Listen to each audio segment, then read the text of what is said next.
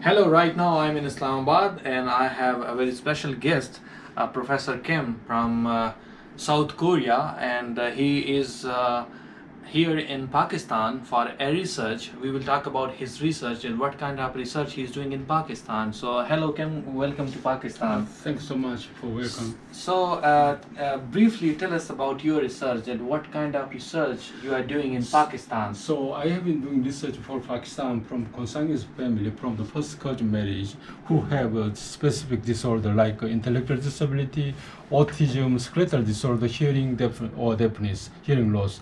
So we have been analyzing their DNA to find the causative gene so that we can know what has caused the specific disorder, including all of this disorder, developmental disorder.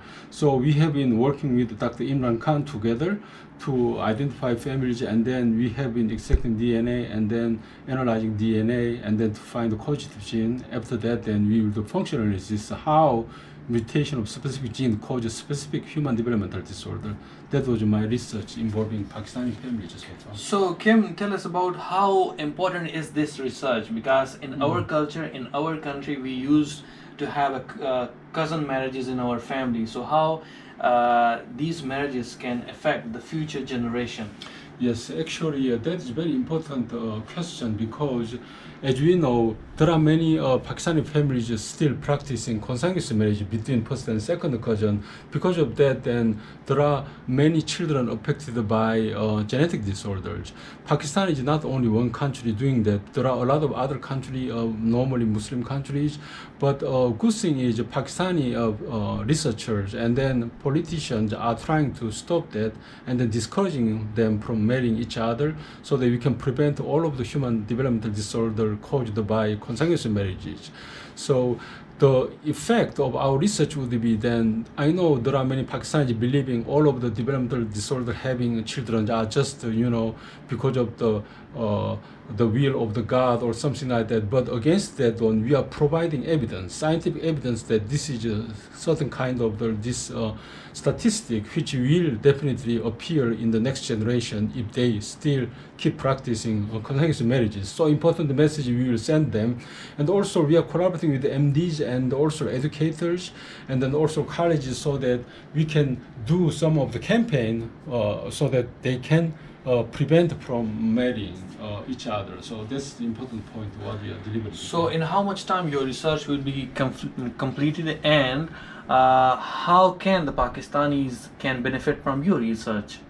So actually this study has been started like almost 4 or 5 years ago. Now we have a candidate gene mapped specific chromosome region or even identified disease genes. Now after we have found the gene, and in some cases we have already drug which might treat all of the patient affected in some cases, and some cases we have found the pathway involved in biological metabolism or any other pathways, so that it's important to go to first step to identify disease genes so that we can understand more biomolecular mechanism which is involved in this pathway so that we can develop any drug or treatment, that kind of thing. So our research at the very step to identify the cause is very important so that we can understand the disease mechanism more in the future, which will finally help the affected Pakistani families. Right now we have Dr. Imran, and he had already conducted his research in the same topic, genetic disorder, from South Korea. Dr. Imran, thank you so much. आप हमें उर्दू में बताइएगा कि ये genetic disorder जो है doctor किम इस पर रिसर्च कर रहे हैं, आप पीएचडी इस पे कर चुके हैं साउथ कोरिया से, तो ये कितना इम्पोर्टेंट है आपके ख्याल में? First of all, thank you very much, Daud, for your time and for your concern. Actually, I will try to talk in English because we have a great professor, so just because of them I want to convey my message in English.